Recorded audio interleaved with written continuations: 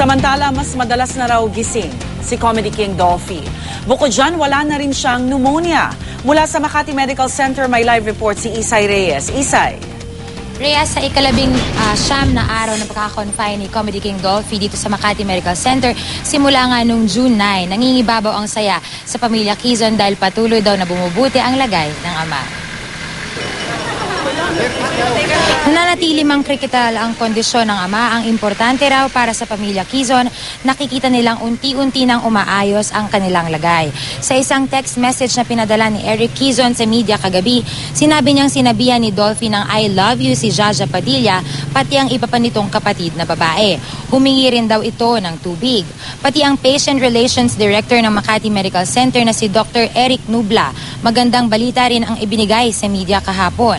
Ayon umano sa pamilya Quezon, nakakakuha na sila ng reaksyon o sagot mula sa Comedy King sa pamamagitan ng pagtango, pagtaas ng kilay at unti-unting pagtataas ng kamay. Tinatangka din daw nitong magsalita dahil ibinubukas nito ang bibig. Pero dahil sa isinagawang tracheostomy, hindi makalabas ang kanyang boses.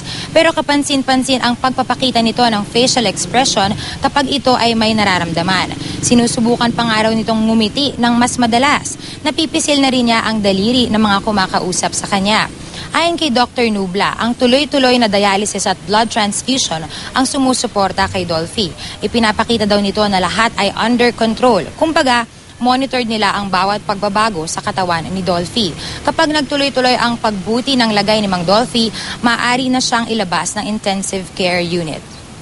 Rhea, sa mga oras na ito, wala nang pneumonia si Mang Dolphy pero meron pa rin siyang infeksyon sa kanyang sistema kaya't mananatili tayo nakaantabay dito sa Makati Medical Center sa maaaring updates na ibigay ng kanilang pamilya. Nagpapahayag din ng pasasalamat ang pamilya Quezon para sa mga nagdarasal sa kanilang ama dahil napaka-importante daw nito.